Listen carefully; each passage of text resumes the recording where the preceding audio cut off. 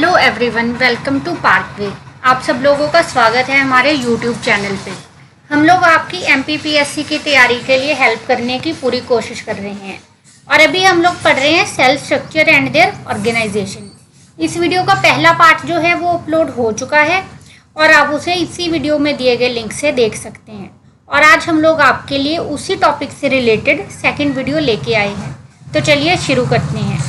लेकिन अभी तक अगर आप लोगों ने हमारे चैनल पार्कवे को सब्सक्राइब नहीं किया तो हमारे चैनल को सब्सक्राइब ज़रूर करें ताकि आपको ऐसी ही यूज़फुल वीडियोस मिलती रहें। तो आज हम लोग पढ़ने वाले हैं यूनिसेलुलर एंड मल्टीसेलुलर ऑर्गेनिज्म कि यूनिसेलुलर और मल्टीसेलुलर ऑर्गेनिज्म होते क्या हैं। तो सबसे पहले बात करते हैं यूनिसेलुलर ऑर्गेनिज्म की। Unicellular organism are single celled organism whose all life processes are performed by one cell, example amoeba and paramecium। ऐसे ऑर्गेनिज्म जिनकी लाइफ का हर एक प्रोसेस, चाहे वो डाइजेशन हो, रेस्पिरेशन हो, ईजेशन हो, एक्सक्रीशन हो, वो सारे के सारे प्रोसेसेस जो हैं एक सिंगल सेल परफॉर्म करे, उन ऑर्गेनिज्म को हम लोग बोल देते हैं यूनिसेलुलर ऑर्गेनिज्म। और इसकी बेस्ट एग्जांपल है अमीबा एंड पैरामीशियम। उसके बाद आ जाते हैं हम लोग मल्टीसेलुलर ऑर्गेनिज्म पे। Multicellular organism are made up of many cell. ऐसे ऑर्गेनिज्म जो बहुत सारे सेल से मिलके बने हों उनको हम लोग मल्टीसेलुलर ऑर्गेनिज्म बोल देते हैं। उसकी एग्जांपल है हम खुद, हम इंसान, हम भी मल्टीसेलुलर हैं और हम में तानों में तो सेल्स की बहुत सारी अलग अलग वेराइटीज भी मिलती हैं। उसके अलावा प्लांट्स भी मल्टीसेलुलर ऑर्गेनिज्म हैं। लेकिन आप लोगों ने एक बात सोची है, यूनिसेलुलर ऑर्गेनिज्म जो हैं वो लाइफ के सारे प्रोसेस से परफॉर्म कर सकते हैं, तो मल्टीसेलुलर ऑर्गेनिजम्स की ज़रूरत क्या थी? What is the need of multicellularity? चलिए अब हम लोग जानते हैं कि मल्टीसेलुलैरिटी की ज़रूरत क्यों पड़ी। Multicellular organism have the competitive advantages over unicellular organism. हम सब जानते हैं कि जिस बायोस्फीयर में हम लोग रहते हैं वहाँ पे लगातार कंपटीशन चल रहा है। हम लोग कंपटीशन कर रहे हैं रिसोर्सेज के लिए, फूड के लिए, वाटर के लिए, एयर के लिए। और अगर हम लोगों को कोई भी कंपटीशन जीतना है तो ज़रूरी है ना कि हम लोग स्ट्रांग हों।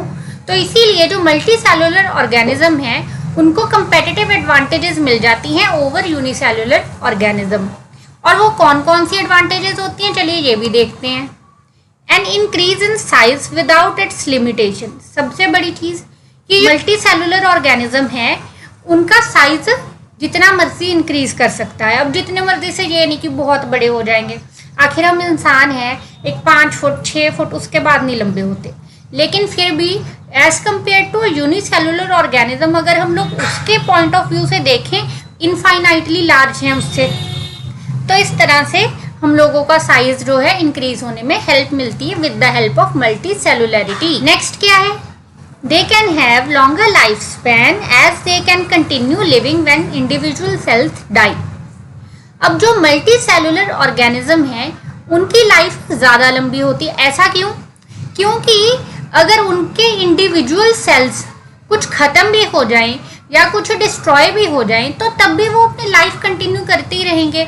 अब जैसे देख लीजिए, कोई प्लांट है, उस प्लांट की एक ब्रांच जो है वो टूट गई, लेकिन फिर भी वो प्लांट जो है बाकी का तो ग्रो करेगा। या फिर चलिए मान लीजिए इंसानों की एग्जांपल ले लीजिए आप लोग कि इंसान है। अब मान लीजिए हम में से कई बार किसी इंसान के साथ कोई दुर्घटना हो जाती है जिसमें उसके शरीर के कुछ अंग जो हैं वो काम करने बंद कर देते, या फिर हमें उस इंसान के शरीर के कुछ अंगों को एम्प्यूटेट करना पड़ता है। लेकिन फिर भी मान लीजिए किसी इंसान की उंगली कट जाने से या पाँव कट जाने से वो ख़त्म तो नहीं होता। तो इस तरह से जो मल्टीसेलुलर ऑर्गेनिज्म है उनका लाइफ स्पैन जो है ज़्यादा लंबा होता है यूनिसेलुलर ऑर्गेनिज्म से। Multicellularity also permits increasing complexity by allowing differentiation of cell types within one organism. जो मल्टीसेलुलैरिटी है उससे किसी भी ऑर्गेनिज्म को और कॉम्प्लेक्स स्ट्रक्चर बनाने में हेल्प मिलती है। ऐसे वो कैसे कि जब कोई ऑर्गेनिज्म मल्टीसेलुलर बन जाता है तो उसके साथ साथ एक तो उसके नंबर ऑफ सेल इंक्रीज होती हैं और दूसरा उसमें टाइप ऑफ सेल भी जो है वो इंक्रीज हो जाते हैं। तो इस तरह से वो जो ऑर्गेनिज्म है वो क्या सेल्स को अलग अलग अपनी बॉडी का फंक्शन असाइन कर देता है और उसकी जो बॉडी है वो ज़्यादा एफिशिएंट हो जाती है। अब आ जाते हैं हम लोग टाइप ऑफ सेल्स पे कि सेल्स कितनी टाइप के होते हैं। The most basic classification of cells on the basis of their structure depending upon cellular membrane are of two types, prokaryote cells and eukaryotic cells. Cells की जो सबसे ज़्यादा बेसिक क्लासिफिकेशन है, मान लीजिए सेल्स की जहाँ से क्लासिफिकेशन उनकी शुरू होती है, बाइफर्केशन शुरू होती है, वो है दो तरह की, टू टाइप्स के। कौन से? एक तो होते हैं प्रोकैरियोटिक सेल और एक होते हैं यूकैरियोटिक सेल्स। अब ये देखिए, ये जो सेल है ना, ये आपको दिख रहा है एक प्रोकैरियोटिक सेल। अब इस सेल में यूकैरियोटिक सेल से, और ये है यूकैरियोटिक सेल, इस सेल में और इस सेल में डिफरेंस क्या है कि जो हमारा प्रोकैरियोटिक सेल है, इसमें कोई भी जो सेल ऑर्गेनेली है उसकी खुद की सेल मेम्ब्रेन, उसकी खुद की कोई भी मेम्ब्रेन नहीं होती। अब जैसे ये यूकैरियोटिक सेल है, अगर आप इसको और इसको कंपेयर करोगे ना आपस में, तो आपको खुद ही बहुत सारे डिफरेंस दिखेंगे। कैसे? अब देखिए, यहाँ पे जो न्यूक्लियस है, डीएनए हमारा, वो कैसे एक एनवलप में पड़ा है, और इधर देखो ये खुला पड़ा है सारा का सारा न्यूक्लियर मटेरियल। तो इसका मतलब क्या है कि इसमें न्यूक्लियर मेम्ब्रेन नहीं है और इसमें न्यूक्लियर मेम्ब्रेन है। तो इसका मतलब क्या है, इसमें सेल मेम्ब्रेन्स प्रेजेंट हैं। यूकैरियोट सेल में मेम्ब्रेन बाउंडेड ऑर्गेनेलिस प्रेजेंट होती हैं और प्रोकैरियोट सेल में मेम्ब्रेन बाउंडेड ऑर्गेनेलिस प्रेजेंट नहीं होती। मेम्ब्रेन बाउंडेड ऑर्गेनेलिस कौन सी होती हैं? जैसे हमारा न्यूक्लियस, माइटोकॉन्ड्रिया, गोल्जी बॉडी और एंडोप्लाज्मिक रेटिकुलम, ये सारी की सारी क्या हैं? ये हैं मेम्ब्रेन बाउंडेड ऑर्गेनेलिस हैं। आगे type of cells in multi cellular organism. देखिए, अब जो मल्टी सेलुलर ऑर्गेनिज्म होते हैं उनमें भी सेल्स की अलग अलग टाइप्स होती हैं। मैं आपको बता दूं, अभी हम लोग सेल्स की 3 टाइप पढ़ेंगे और उन 3 टाइप से सेल जो हैं आगे अपने फंक्शंस के अकॉर्डिंग डिवाइड होते जाते हैं, बाइफरकेट होते जाते हैं। तो अभी हम लोग वो 3 टाइप ऑफ सेल पढ़ेंगे जिनसे आगे डिफरेंट टाइप के सेल्स बनते हैं। तो चलिए शुरू करते हैं। सबसे पहले है अनडिफरेंशिएटेड सेल्स और स्टेम सेल है। इनका मेडिसिन में भी बहुत इंपॉर्टेंट रोल है और वो कैसे है वो हम लोग आपको अभी समझा देते हैं। These are the specialized cell which usually possesses the power of division. For example, stem apical cell, germinal epithelium, bone marrow. अब अनडिफरेंशिएटेड, मैं आपको बताऊं, आपको ना साइंस पढ़नी बड़ी आसान हो जाएगी अगर आप एक ट्रिक यूज कर लो। वो कैसे? जैसे डेफिनेशन याद करनी आप लोगों को मुश्किल हो जाती है ना, तो आप लोग हर एक टर्म को ब्रेक डाउन कर लो। देखो, साइंस में जितने भी टर्म्स हैं, डेफिनेशंस के नेम हैं, वो असल में अलग अलग वर्ड से जुड़ के बने हुए हैं। किसी भी टर्म को ब्रेक कर लो तो आपको ना उसकी डेफिनेशन अपने आप याद आ जाएगी, या आप इतने एबल हो जाओगे कि उसकी डेफिनेशन अपने आप से लिख सकोगे। तो अब देखो, ये है अनडिफरेंशिएटेड सेल। अन का मतलब क्या हो गया? नो। और डिफरेंशिएटेड का मतलब कि डिफरेंशिएटेड हुए, और ये है नो डिफरेंशिएटेड। इसका मतलब क्या है? वो सेल जो डिफरेंशिएट नहीं हुए होते उनको हम लोग बोलते हैं स्टेम सेल। ये जो सेल्स हैं, स्टेम सेल्स हैं या अनडिफरेंशिएटेड सेल है, इनकी सबसे बड़ी पावर क्या है? इनमें है पावर ऑफ डिवीजन। ये जो स्टेम सेल हैं, ये खुद अपने आप को डिवाइड करके अलग अलग तरह के सेल्स बना सकते हैं। इसकी एग्जांपल है स्टेम एपिकल सेल, ये प्लांट्स में होते हैं। ये एपिकल सेल जो है डिवीजन करके, या फिर मेरिस्टेम सेल भी अनडिफरेंशिएटेड सेल है। बोन मैरो के सेल भी अनडिफरेंशिएटेड सेल्स हैं। ये सेल डिवाइड करके, अपनी डिवीजन करके, डिफरेंशिएशन करके अलग अलग तरह के सेल्स जो हैं बना सकते हैं। अब नेक्स्ट आ जाते हैं हमारे डिफरेंशिएटेड सेल्स या पोस्ट मियोटिक सेल। डिफरेंशिएटेड का मतलब हो गया कि ये जो सेल्स हैं डिवाइड कर चुके हैं, इन्होंने अपनी डिवीजन कर ली है, और इनको पोस्ट माइटोटिक सेल्स भी बोल देते हैं। पोस्ट माइटोटिक सेल इनको क्यों बोलते हैं? क्योंकि ये जो सेल है ना, ये माइटोसिस से बनते हैं। हमारे अनडिफरेंशिएटेड सेल या स्टेम सेल्स की माइटोटिक डिवीजन होती है, जिससे हमारे बनते हैं डिफरेंशिएटेड सेल्स, इसीलिए हम लोग इनको बोल देते हैं पोस्ट माइटोटिक सेल। तो चलिए देखते हैं ये cells are specialised to perform specific function. ये जो सेल्स हैं ये स्पेशलाइज होते हैं, इनकी डिफरेंशिएशन हो चुकी होती है। कोई भी स्पेसिफिक फंक्शन परफॉर्म करने के लिए। Differentiation occur in shape, size, structure and function. Differentiation होती किस किस चीज के? शेप चेंज हो सकती है, साइज चेंज हो सकता है, स्ट्रक्चर चेंज हो सकता है और फंक्शन यानी कि उसका जो काम है उसमें डिफरेंशिएशन आ सकती है। होती कैसे डिफरेंशिएशन होती है? Through orderly switching on and off some particular genes of the cell by means of chemical named as inducers and repressors। देखिए जो डिफरेंशिएशन होती है वो जीन्स के थ्रू होती है। मान लीजिए जब डिफरेंशिएशन होती है तो हर डिफरेंशिएशन के लिए या हमारी बॉडी के या किसी भी लिविंग ऑर्गेनिज्म की बॉडी के लिए कोई ना कोई एक जीन जो है रिस्पॉन्सिबल होता है उसकी डेवलपमेंट के लिए। जो डिफरेंशिएशन है ये भी हमारी डेवलपमेंट का ही एक पार्ट है। तो क्या कुछ जीन्स जो हैं वो केमिकल्स के थ्रू या तो स्विच ऑन होते हैं या ऑफ होते हैं ताकि जो डिफरेंशिएशन है सेल्स की हो सके। It leads to better organisation, division of labour and higher efficiency, duplication of work. Higher efficiency, duplication of work is avoided. अब ये होता क्या है, क्यों होती है differentiation with the help of genes? ऐसा इसीलिए ताकि जो कोई भी ऑर्गेनिज्म है उसकी ऑर्गेनाइजेशन अच्छी हो। Division of labour, division of labour का मतलब क्या है कि जो काम है वो अलग अलग सेल्स में बंट जाए, एक ही सेल सारा काम ना करता रहे और काम जो है उसकी एफिशिएंसी इंक्रीज हो। तो चलिए अब हम लोग चलते हैं अगली स्लाइड की तरफ। तो अब हम जानते हैं कि डिफरेंशिएशन होती क्या है। What is differentiation? Differentiation is a permanent localised qualitative changing in size, biochemistry, structure and function of cells, tissues और organ।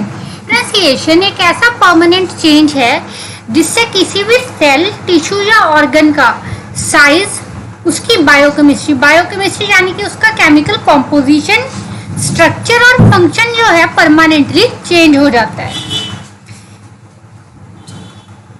Cell differentiation is triggered by gene expression. Triggered by gene expression का मतलब क्या है? इस चीज का मतलब ये है कि जो सेल डिफरेंशिएशन है उसको हमारे जीन्स कंट्रोल करते हैं। हर एक डिफरेंशिएशन के लिए कोई ना कोई जीन जो है रिस्पॉन्सिबल है। Depending upon the location inside the cell and internal cellular, depending upon the location inside the cell and internal cellular mechanism, some genes are repressed, which means not allowed to express their effect, while others are allowed to show their effect. This causes the cell to behave in a particular manner during their growth and after maturation। अब देखिए क्या कहते हैं कि cell के अंदर position और cell के इंटरनल सेलुलर, देखिए सेल के अंदर पोजीशन और सेल के इंटरनल सेलुलर मैकेनिज्म के अकॉर्डिंग कुछ जीन्स जो हैं वो रिप्रेस हो जाते हैं। रिप्रेस होने का मतलब क्या है कि वो हो गए स्विच ऑफ, अब वो आगे काम नहीं करेंगे। और कुछ जीन्स जो हैं वो इंड्यूस हो जाते हैं, उनको अपना इफेक्ट शो करने दिया जाता है, जिस वजह से जो ग्रोथ है वो हमेशा एक पर्टिकुलर मैनर में होती है और सेल जो है हमेशा एक ही तरीके से बिहेव करता है, एक ही फंक्शन परफॉर्म करता है अपनी ग्रोथ के दौरान और ग्रोथ के बाद भी। Growth is invariably associated with differentiation. इस चीज का मतलब है कि जो ग्रोथ है, ग्रोथ और डिफरेंशिएशन जो है वो एक दूसरे से जुड़े हुए हैं। हमें जितने भी मल्टी सेलुलर ऑर्गेनिज्म हैं उनमें ग्रोथ तब होती है जब उनमें डिफरेंशिएशन होती है। ग्रोथ और डिफरेंशिएशन दोनों ही जो है एक साथ चलते हैं। नेक्स्ट टाइप ऑफ सेल्स है डी डिफरेंशिएटेड सेल। अब आप लोग सोच रहे होंगे ये क्या हो गया, पहले थे अनडिफरेंशिएटेड सेल, फिर आगे डिफरेंशिएटेड सेल, अब ये डी डिफरेंशिएटेड सेल आ गए। तो ये डी डिफरेंशिएटेड सेल क्या होते हैं?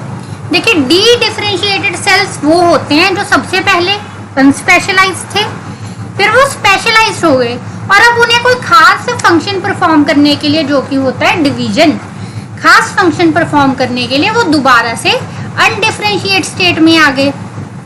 दे are differentiated cell which revert to undifferentiated state to take over the function of division। ये वो डिफरेंशिएटेड सेल होते हैं जो दोबारा से अनडिफरेंशिएट स्टेट में आ जाते हैं अपनी डिवीजन करने के लिए।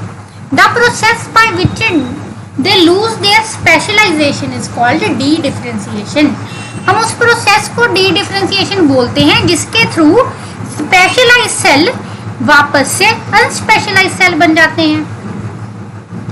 It involves reactivation of certain genes that prevent differentiation, allow limited growth and induce division. Differentiation जो है इसमें कुछ खास तरह के जीन जो हैं वो रीएक्टिवेट कर दिए जाते हैं. ये देखिए वो कुछ खास तरह के सेल जो हैं वो रीएक्टिवेट कर दिए जाते हैं ताकि वो जो जीन है वो उन सेल्स की फर्दर डिफरेंशिएशन को रोक दें, उसके बाद उनकी जो ग्रोथ है उसको लिमिटेड कर दें और दोबारा से डिवीजन इंड्यूस उनमें कर दें कि वो जो सेल्स हैं दोबारा से डिवाइड होने लग जाए.